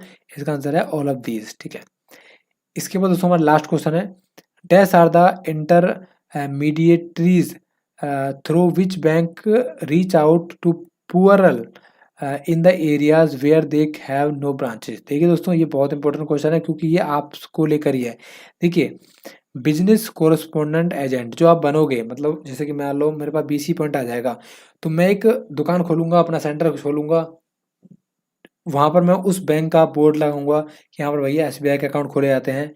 तो इनडायरेक्टली बैंक की ब्रांच वहाँ पर नहीं थी, पर बैंक ने मुझे बीसी पॉइंट दे के अपनी एक छोटी सी ब्रांच वहाँ पर खुलवा ली मेरे थ्रू, और मेरे थ्रू वहाँ पर काम हो रहा है। ठीक है, तो जहाँ पर भी बैंक की कोई ब्रांच नहीं होती, बैंक वहाँ पर ऐसा ही करता है, बीसी पॉइंट देता है और वहाँ पर काम करवाता है। ई और एस का अभिप्राय है, यानी कि ई और एस की फुल फॉर्म क्या है? ठीक है, तो इसका राइट आंसर है ईस्ट और साउथ जोन। ठीक है दोस्तों, अगर देखिए अगर आप रॉन्ग पे क्लिक करोगे, जैसे मान लो आप एक दिखाता हूँ, यहाँ पर क्वेश्चन है हमारा सेकंड क्वेश्चन, क्या एक अनपढ़ व्यक्ति को डेबिट कार्ड जारी किया जा सकता है? ठीक है, अगर दोस्तों मैं इस पर रॉन्ग पे क्लिक करता हूँ, तो जैसे मान लो मैं करता हूँ नहीं, तो यहाँ देखिए ऑटोमेटिक दोस्तों जो रॉन्ग आंसर है वो रेड हो जाएगा और जो राइट आंसर है वो आपके सामने आ जाएगा। ठीक ठीक है, इस तरीके से आप प्रिपरेशन कर सकते हो। इस वेबसाइट का लिंक मैं आपको वीडियो के डिस्क्रिप्शन बॉक्स में दे दूंगा। और अगर आप दोस्तों 2-3 बार इसकी प्रैक्टिस कर लोगे तो आप एक बार में ही एग्ज़ाम पास कर सकते हो। ठीक है, हालांकि सारे क्वेश्चन अगर आपको डाउनलोड करने हैं एक साथ में तो आप यहाँ पर डाउनलोड PDF पे क्लिक करके एक साथ सारे क्वेश्चन डाउनलोड भी कर सकते हो।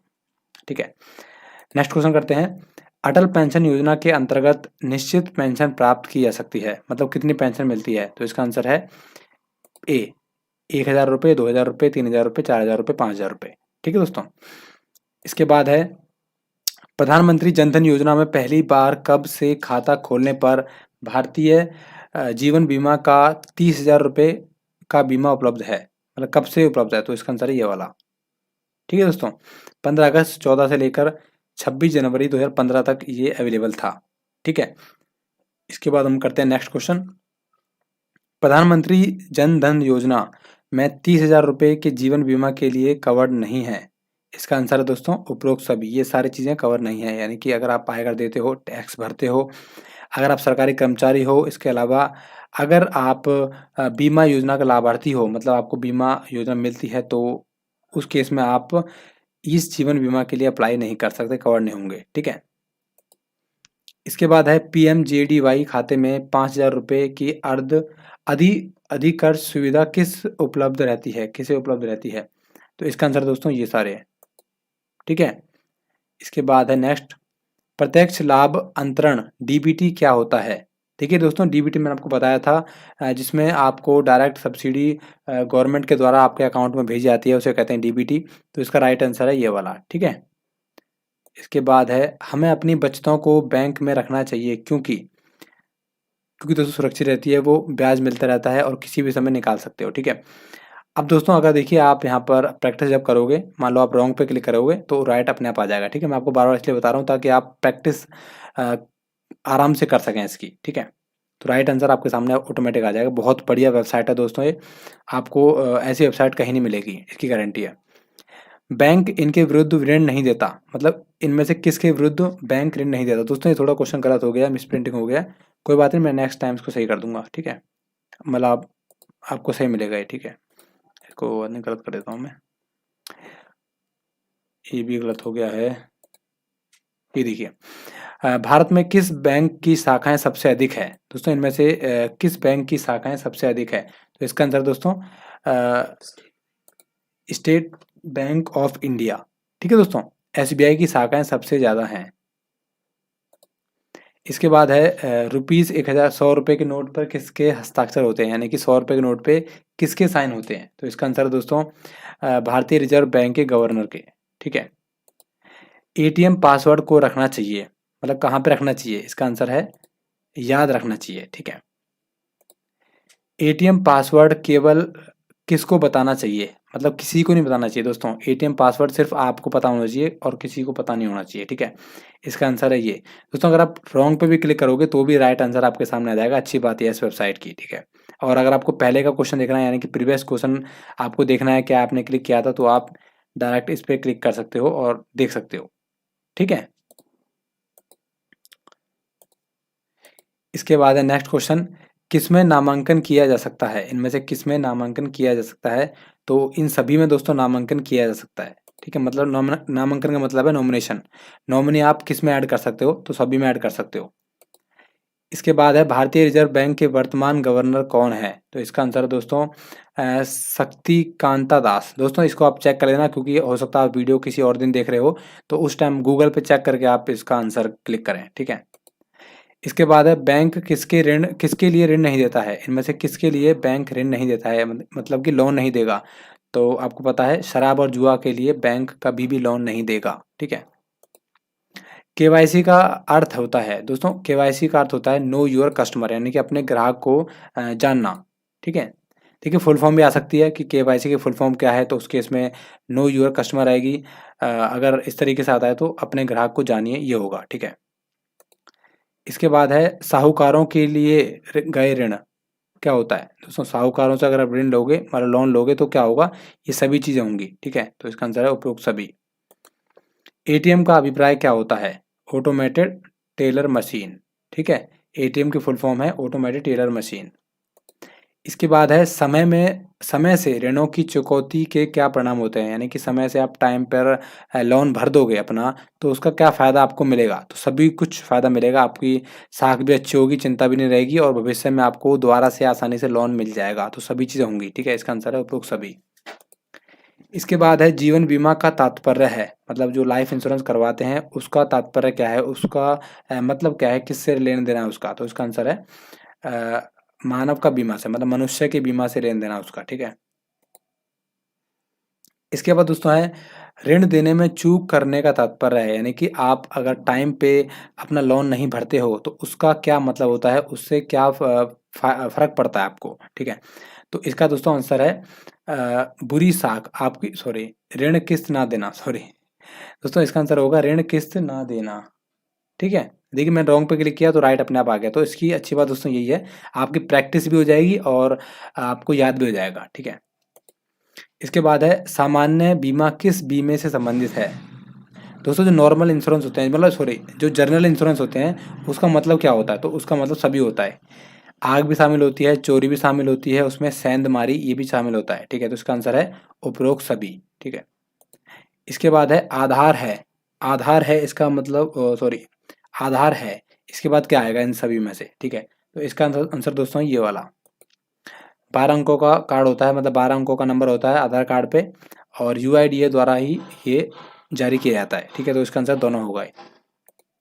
इसके बाद है ई और एस का अभिप्राय है, हम पहले भी किया था ये वाला क्वेश्चन। इसका आंसर सॉरी ये था दोस्तों आइदर एंड सर्वाइवर, ठीक है दोस्तों। ई और एस आइदर सर्वाइवर सर्वाइवर था पहले भी, इसका आंसर ये था, बाई चांस रॉन्ग हो गया होगा। करेंसी नोट में क्या लिखना प्रतिबंधित है। करेंसी नोट में क्या लिखना प्रतिबंधित है, मतलब आप नोट के ऊपर क्या नहीं लिख सकते दोस्तों, आप नोट के ऊपर कुछ भी नहीं लिख सकते, ठीक है। इसका आंसर आएगा उपरोक्त सभी। नोट के ऊपर आप कुछ भी नहीं लिख सकते। दोस्तों अगर आपको कोई क्वेश्चन ऐसा लगता है इसका आंसर गलत है तो प्लीज़ कमेंट कर देना, उसको सही किया जाएगा और वेबसाइट पे आपको बिल्कुल सही आंसर ही मिलेंगे, ठीक है। हो सकता है इसमें कुछ गलत हो तो उसको मैं सही कर दूंगा, आप कमेंट भी कर देना। पीपीएफ का अभिप्राय है, यानी कि पीपीएफ की फुल फॉर्म क्या है, तो इसका आंसर है पब्लिक प्रोविडेंट फंड, ठीक है। भारतीय रिजर्व बैंक द्वारा अधिकतम किस मूल्य वर्ग का नोट जारी किया जाता है, मतलब जो state bank of sorry reserve bank of India है वो कितने का नोट जारी करता है मैक्सिमम। तो आपको पता है अभी तक जो मैक्सिमम नोट चल रहा है फिलहाल वो 2000 रुपये का चल रहा है। तो इसका आंसर यही होगा, ठीक है। एनआरआई का अभिप्राय है, यानी कि एनआरआई की फुल फॉर्म क्या है। इसका आंसर है दोस्तों नॉन रेजिडेंट इंडियन, ठीक है। नॉन रेजिडेंट इंडियन, दोस्तों यहाँ पर ये भी लिखा सकता है एनआरआई की फुल फॉर्म क्या है, तो उसका मतलब भी यही है और एनआरआई का अभिप्राय क्या है उसका मतलब भी सेम टू सेम यही है, ठीक है। पैन का अभिप्राय है, मतलब जो पैन कार्ड हम बनाते हैं उसका अभिप्राय है, उसका मतलब क्या है, उसका मतलब दोस्तों ये है परमानेंट अकाउंट नंबर, स्थायी खाता संख्या, ठीक है। बैंक ऋण देता है दोस्तों, जो बैंक होता है वो किस पे लोन देता है, घर पे देता है, कार पे देता है, शिक्षा पे, सब पे देता है। तो इसका आंसर होगा उपरोक्त सभी, ठीक है। किस करेंसी नोट में सुरक्षा धागा होता है। सभी दोस्तों आपको पता है जो एक चमकने वाली जो धागा होता है उसके अंदर तार बोलते हैं जिसको, नोट के अंदर तार किस नोट के अंदर तार होती है, सभी नोटों के अंदर तार होती है, आपको पता ही है। तो इसका आंसर आएगा ये, ठीक है। पैसा रखने का सबसे सुरक्षित स्थान कौन सा होता है दोस्तों, इसका आंसर है दोस्तों ये गलत है, सॉरी, इसका आंसर बैंक आएगा, ठीक है। पैसा रखने का सबसे सुरक्षित स्थान कौन सा है, इसका आंसर है बैंक। इसको मैं सही कर दूंगा, आपको वेबसाइट पर सही मिलेगा। ये गलत है, यहाँ पर सागुर गलत है, ठीक है। सोने और चांदी के आभूषण को बैंक के लॉकर में रखना चाहिए। सही बात है दोस्तों, बिल्कुल सही बात है और इससे फायदा क्या, सुरक्षित होता है और चोरी का जोखिम भी यहाँ पे नहीं रहता। इसका आंसर होगा उपरोक्त दोनों, ठीक है। करेंसी नोट जारी किया जाता है, तो इसका आंसर है दोस्तों करेंसी नोट किसके द्वारा जारी किया जाता है, तो इसका आंसर है भारतीय रिजर्व बैंक के द्वारा ये जारी किए जाते हैं। बैंक पासबुक बैंक द्वारा जारी की जाती है, बैंक खाता के लेन देन का विवरण होता है, बैंक खाते का शेष दर्शाता है, उपरोक्त सभी। दोस्तों इसका आंसर है उपरोक्त सभी, क्योंकि बैंक पासबुक से आप सब कुछ चेक कर सकते हो।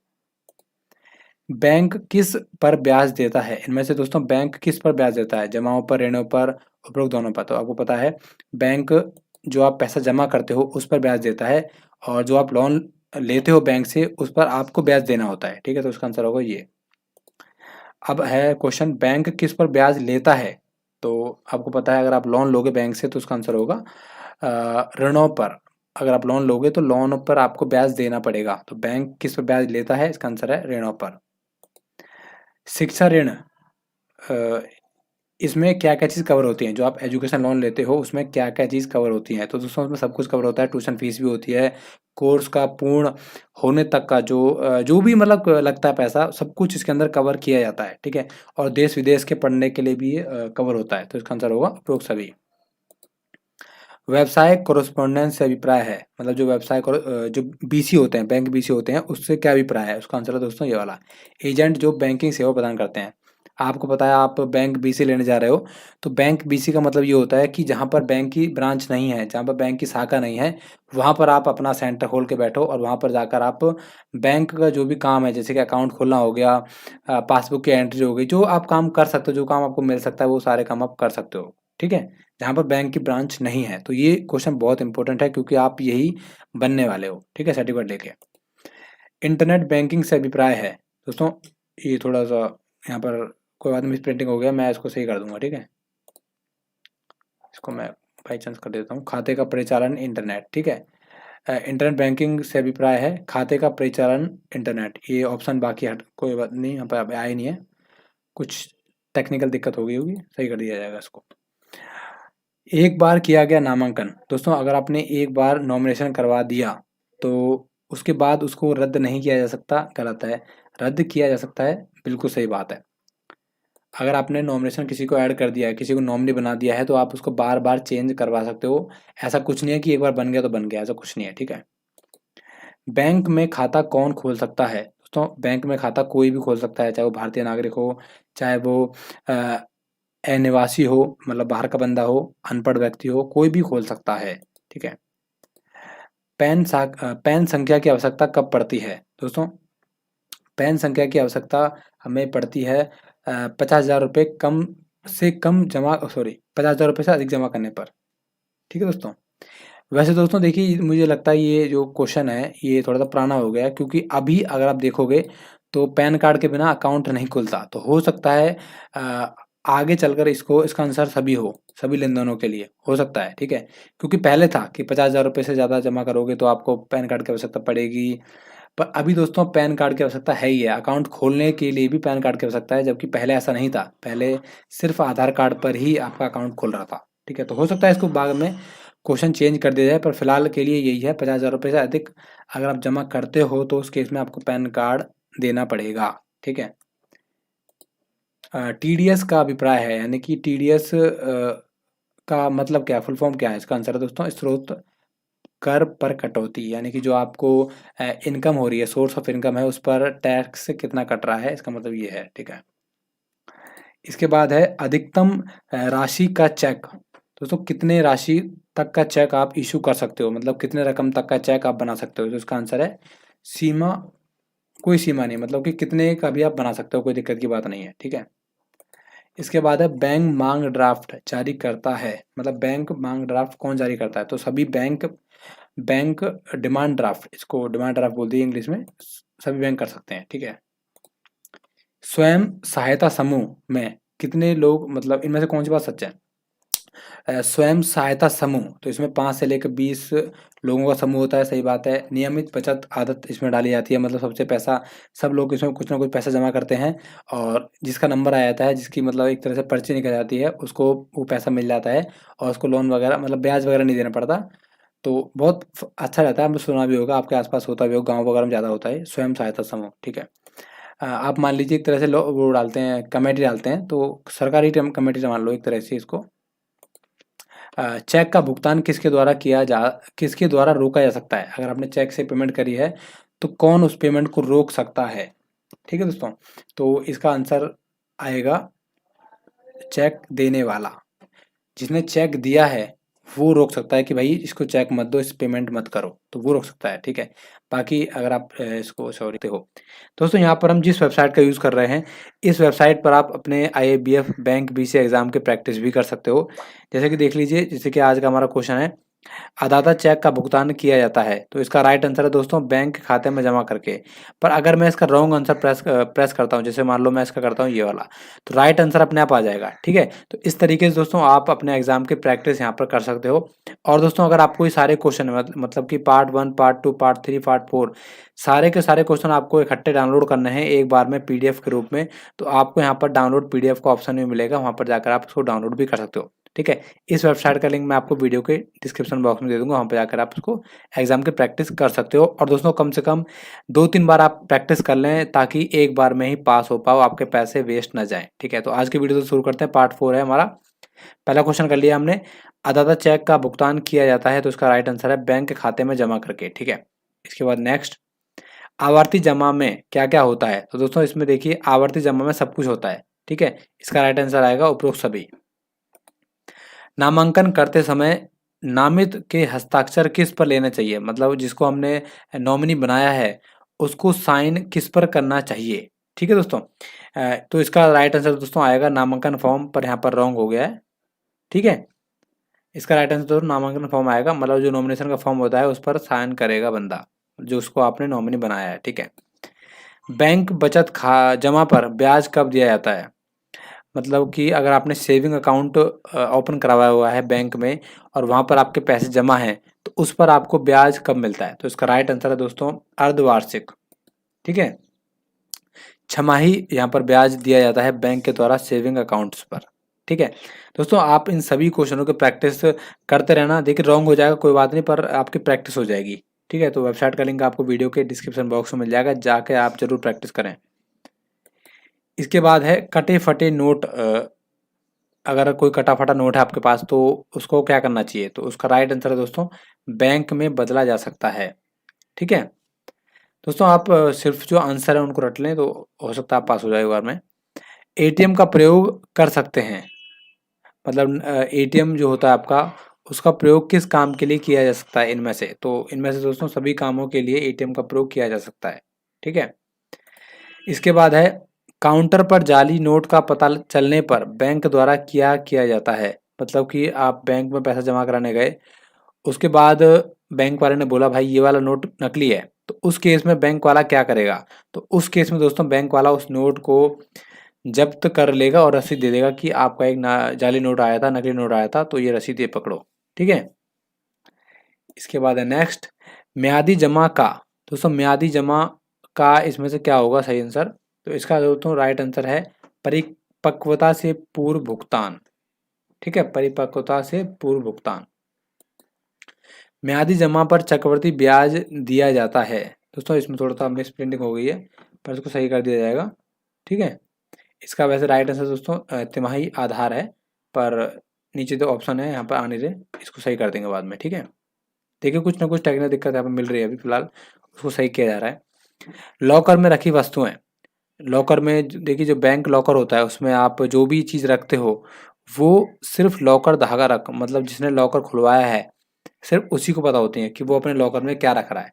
यहाँ तक बैंक को भी मालूम नहीं है कि आपने लॉकर में क्या रखा, सिर्फ जो लॉकर में रख रहा है उसी को पता होता है। ठीक है, अगर लॉकर का किराया नहीं दिया जाता है तो बैंक क्या करेगा? मतलब कि आपने बैंक में लॉकर लिया हुआ है और उसका किराया आप नहीं भर रहे हो टाइमली, तो उस केस में बैंक क्या करेगा?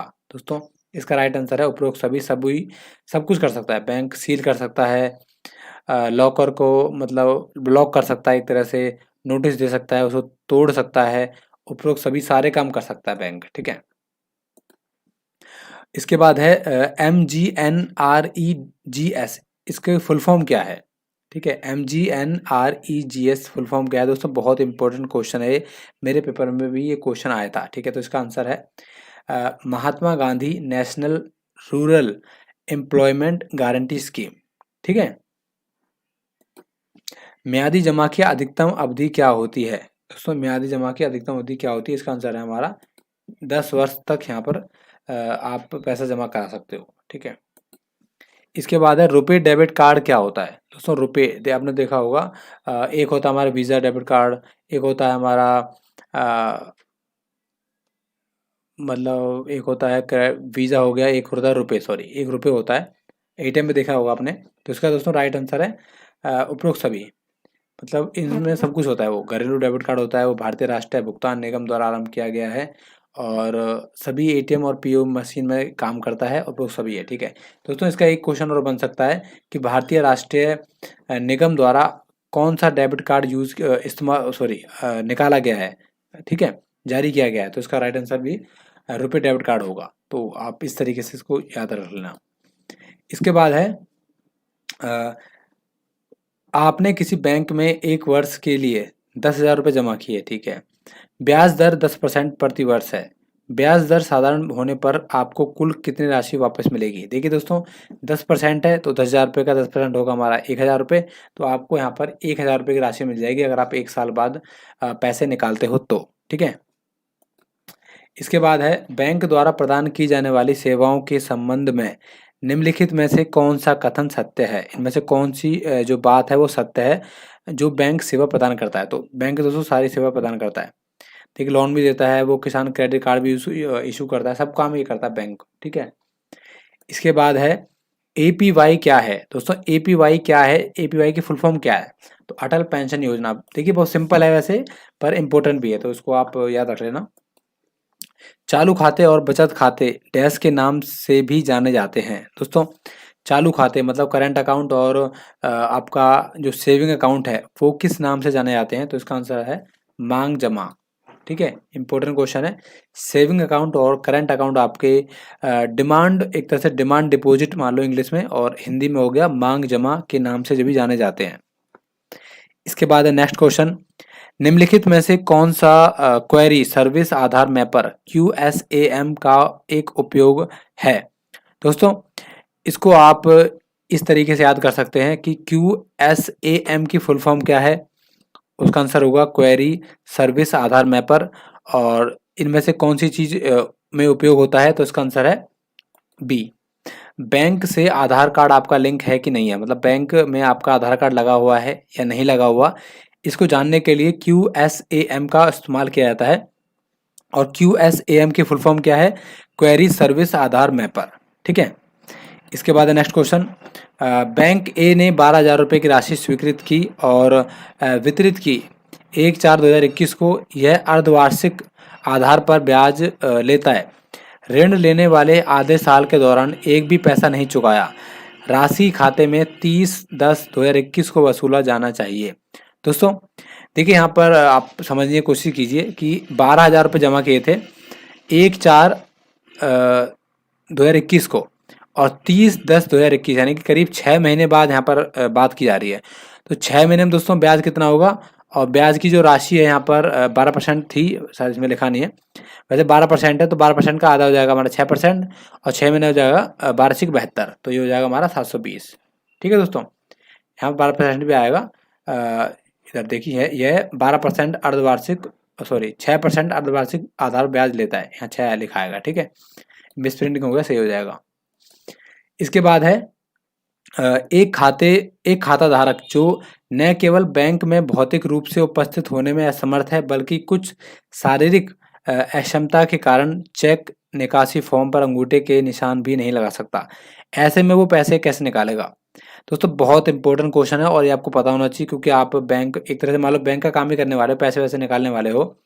तो दोस्तों अगर ऐसा कोई केस आता है जहाँ पर जो खाता धारक है, जो अकाउंट होल्डर है, वो अपाहिज हो गया है या कुछ ऐसी प्रॉब्लम हो गई है जिससे वो बैंक नहीं आ सकता, ना ही वो साइन कर सकता है, ना ही वो अंगूठा लगा सकता है, तो ऐसे केस में दोस्तों दो इंडिपेंडेंट यहाँ पर, सॉरी दोस्तों ये थोड़ा गलत हो गया, इसका राइट आंसर बी है, ठीक है। इसका राइट आंसर बी है, ये थोड़ा गलत हो गया, कोई बात, सही कर दूंगा इसको मैं।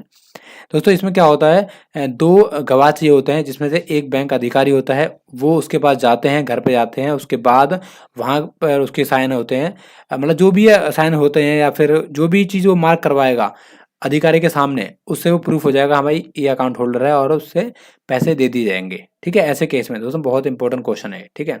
इसका आंसर बी है, सी गलत, सी नहीं है, ठीक है, ये गलत दिखा रहा है। इसके बाद है पीओएस का अर्थ है दोस्तों, पीओएस आपने देखा होगा जो एटीएम मशीन होती है छोटी वाली, उसका अर्थ क्या है? तो इसका आंसर है दोस्तों बिक्री केंद्र। बिक्री केंद्र पॉइंट ऑफ सेल है इसका आंसर, ठीक है। पॉइंट ऑफ सेल, ये भी थोड़ा गलत हो गया है, पॉइंट ऑफ सेल, सॉरी दोस्तों एक सेकंड, इसका दोस्तों राइट आंसर है, हाँ सही है, पॉइंट ऑफ सेल ही है, बिक्री केंद्र। ठीक है, ये भी थोड़ा गलत हो गया, सही कर दिया जाएगा इसको।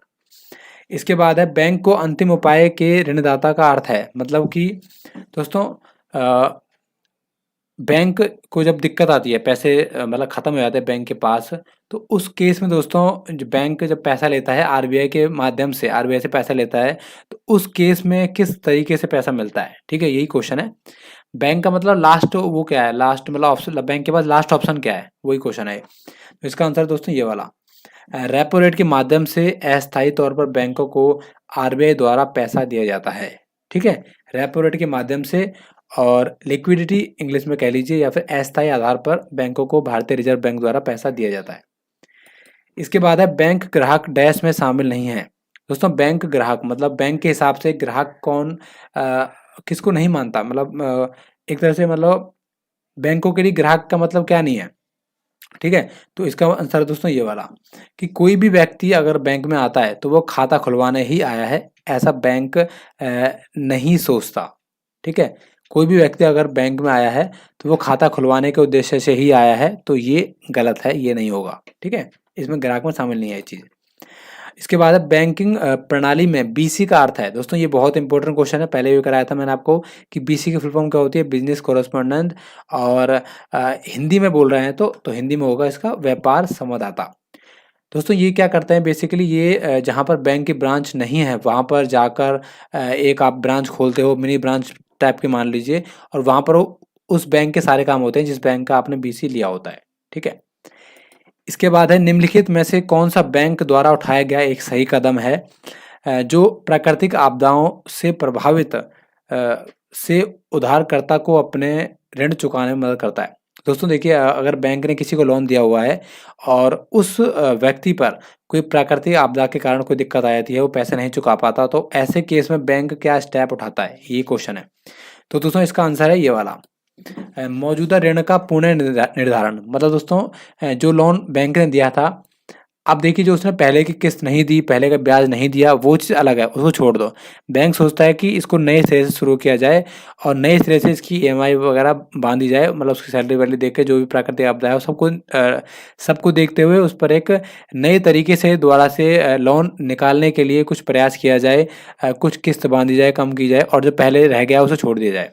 ये बैंक सोचता है कि कहीं ना कहीं उसको पैसा वापस मिल जाए। ठीक है, इसके बाद है निम्नलिखित में से कौन सा सही तरीका है शिकायतों को संभालने का, सॉरी दोस्तों इसका आंसर है इसका ये क्वेश्चन है दोस्तों, निम्नलिखित में से कौन सा सही तरीका शिकायतों को संभालने का नहीं है, मतलब कि इनमें से कौन सा तरीका कंप्लेन को संभालने का नहीं है, सॉल्व करने का नहीं है। तो इसका आंसर है दोस्तों ये वाला, मुद्दों में भावात्मक रूप से शामिल हो जाना, मतलब आपको इमोशनली शामिल नहीं होना मुद्दों के अंदर, कोई भी दिक्कत होती है तो। ठीक है, इंग्लिश में देखिए इमोशनली लिखा होगा तो वो इसका राइट आंसर होगा। ठीक है, इसके बाद है पीएमजेडीवाई की अधिकतम अवधि अनुमति क्या है। दोस्तों प्रधानमंत्री जनधन योजना में अधिकतम कितने महीने तक आप ओवरड्राफ्ट कर सकते हो, मतलब पैसा आप एक तरह से मान लो ले सकते हो, ये चुका मतलब इतना टाइम मिले आपको, इतना टाइम आपको मिल जाएगा चुकाने का, वो चीज़ पूछ रहे हैं अगर आपने लोन लिया हुआ है इसके तहत। तो इसका राइट आंसर है 36 महीने का, मतलब 3 साल तक आपको टाइम मिल जाता है पैसे चुकाने का इसमें। ठीक है दोस्तों, ओवरड्राफ्ट करने का। इसके बाद है एक भुगतान बैंक मतलब पेमेंट बैंक, इनमें से क्या होता है। तो इसका राइट आंसर है दोस्तों ये वाला, किसी भी प्रकार की जमा राशि स्वीकार कर सकता है लेकिन प्रति ग्राहक 1 लाख रुपए से अधिक नहीं कर सकता। दोस्तों पेमेंट बैंक का मतलब आपको पता है, जैसे कि हमारा पेटीएम बैंक हो गया, फ़ोन पे वॉलेट हो गया, ये सब पेमेंट बैंक है। इसके अलावा अभी हाल ही में पोस्ट ऑफिस का भी पेमेंट बैंक चालू हो रखा है, आपने सुना भी होगा पोस्ट ऑफिस पेमेंट बैंक। तो उसमें भी सेम यही कंडीशन है कि आप किसी भी तरीके से पैसा जो आ रहा है आपका, वो पैसा आपके अकाउंट में आ जाएगा, पर 1 लाख रुपए से ज़्यादा नहीं आएगा। ठीक है, तो वो चीज़ आप देख लेना, पेमेंट बैंक उन्हें कहते हैं।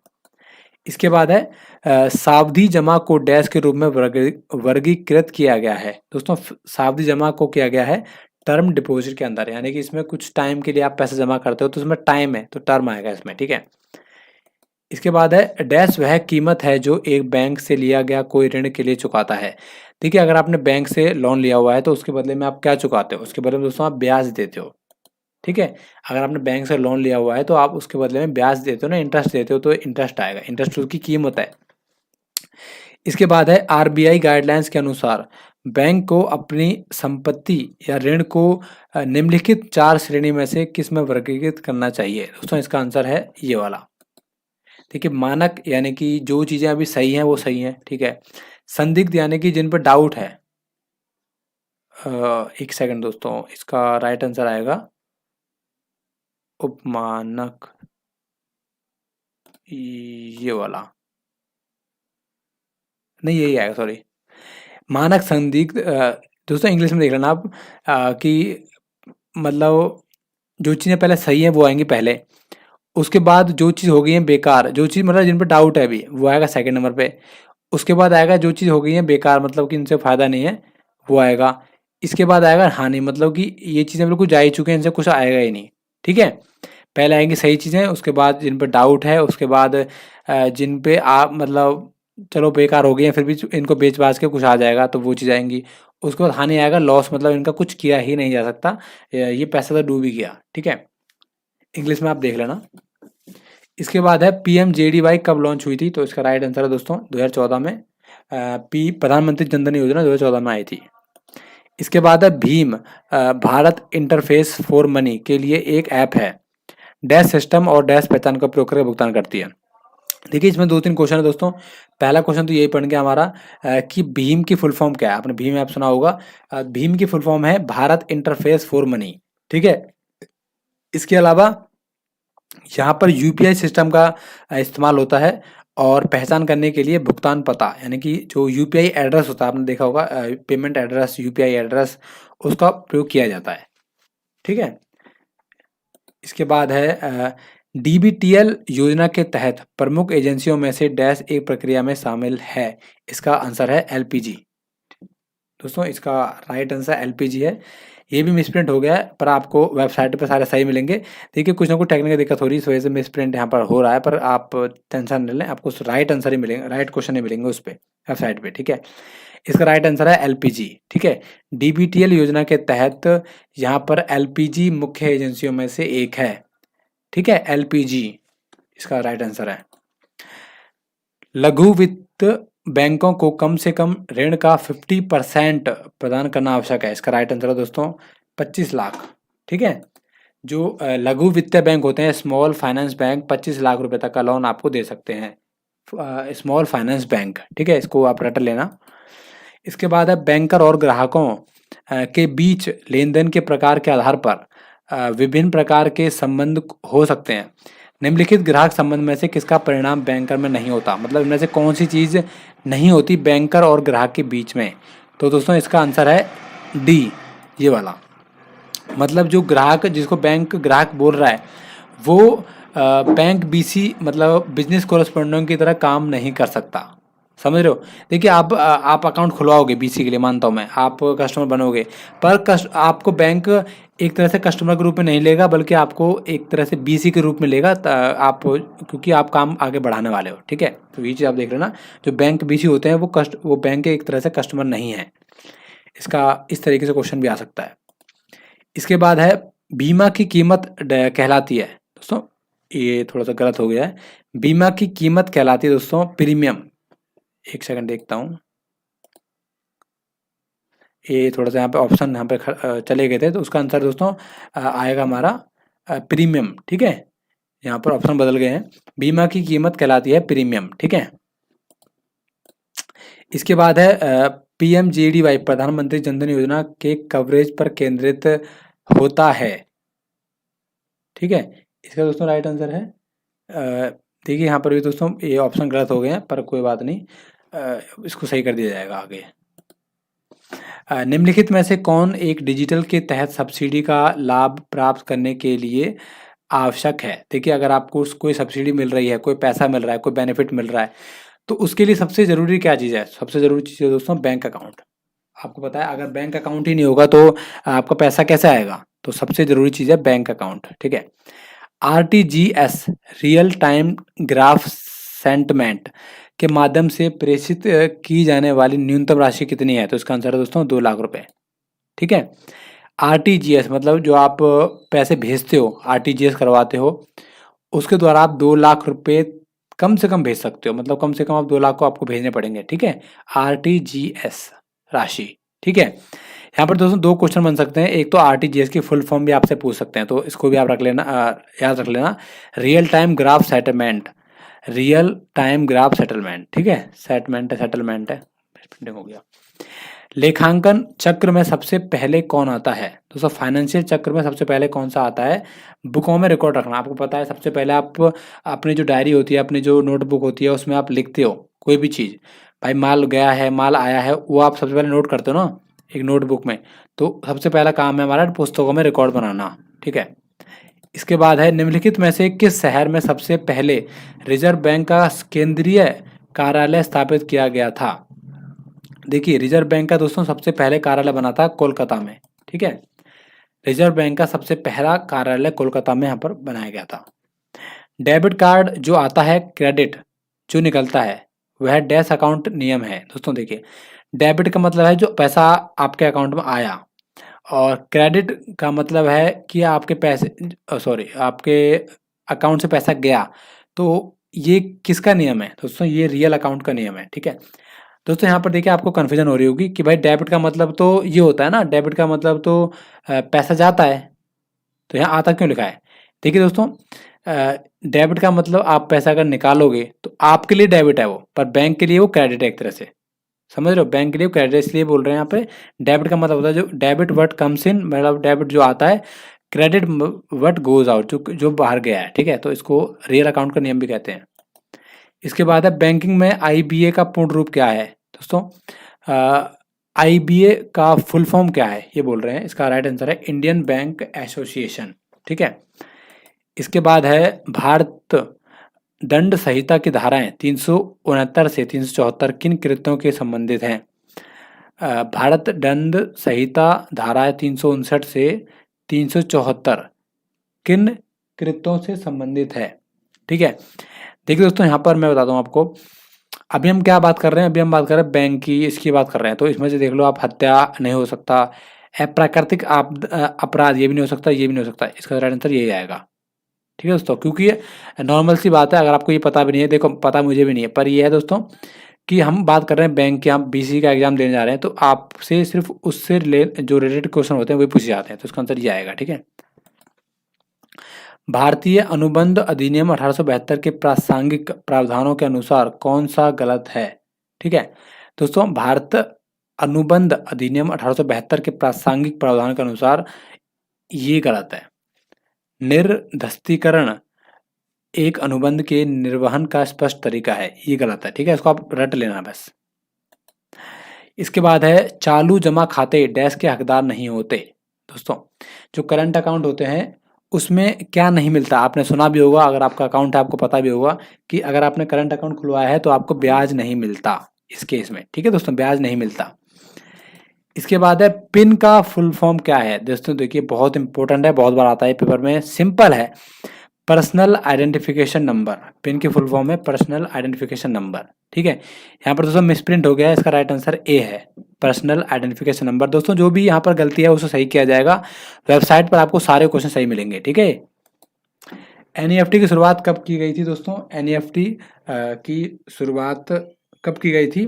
तो इसका राइट आंसर 2005 में, ठीक है। अगर आप रॉन्ग करोगे तो यहाँ पर राइट अपने आप आ जाएगा, ठीक है दोस्तों ये थे पार्ट 4 IABF एग्जाम के इम्पोर्टेंट क्वेश्चन। और यहाँ पर दोस्तों प्रैक्टिस के लिए आप वेबसाइट पर आ सकते हो, वेबसाइट का लिंक आपको वीडियो के डिस्क्रिप्शन बॉक्स में मिल जाएगा। Thank you very much video देखने के लिए।